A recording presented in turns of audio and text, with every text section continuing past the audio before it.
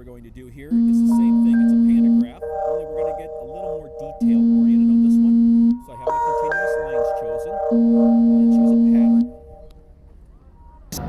So I'm going to use my arcs here.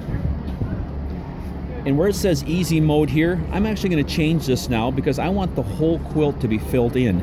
So I'm going to touch that button and I'm going to touch my basic function now. Now you'll see there's no pattern. All you have to do is hit your select pattern and bring it back in. I was tap down until I find it. I was using the arcs, bring it back.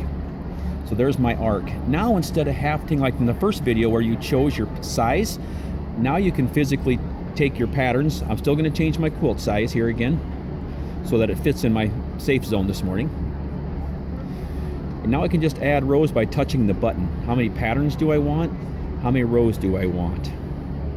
Okay, so let's say that's exactly what we want. It's 4 rows, 4 tall.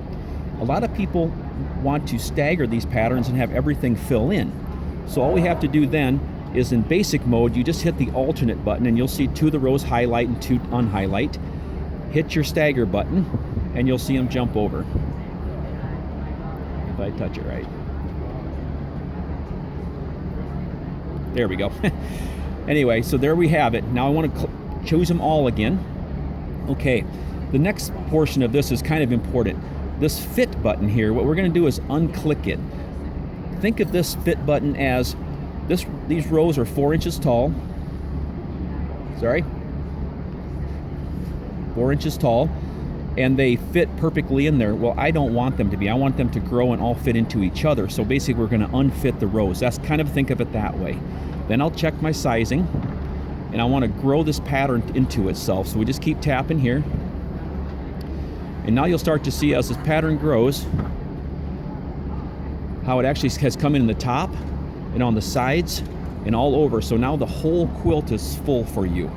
You can make these steps as tiny or as big as you want to make it smaller or bigger when you make your jumps as it grows together. So let's say you wanted it to almost touch, then you can actually zoom in here with the little magnifying glass up here. I always choose 100% so I get a good view of it. It takes a moment, there's a lot of calculating, and I can see nothing is touching, so I'm okay. I like that. Let's go back to my fit, so it goes back to my regular screen.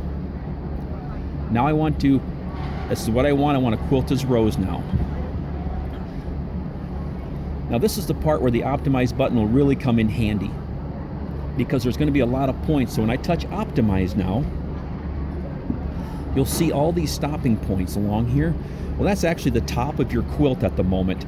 And if you do not remove all these, what will happen, it'll stop, tie off, and wait for you. Stop, tie off, and wait for you. So all you want to do is just remove all those. And what will happen is, remember, always say no to this prompt.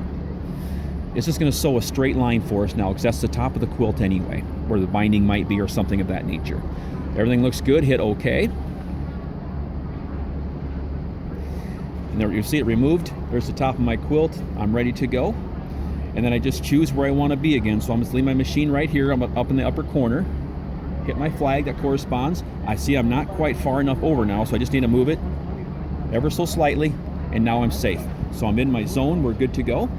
And you sew that row, and then of course just continue on row per row per row. But always remember to optimize in this situation because it'll just save you a lot of time.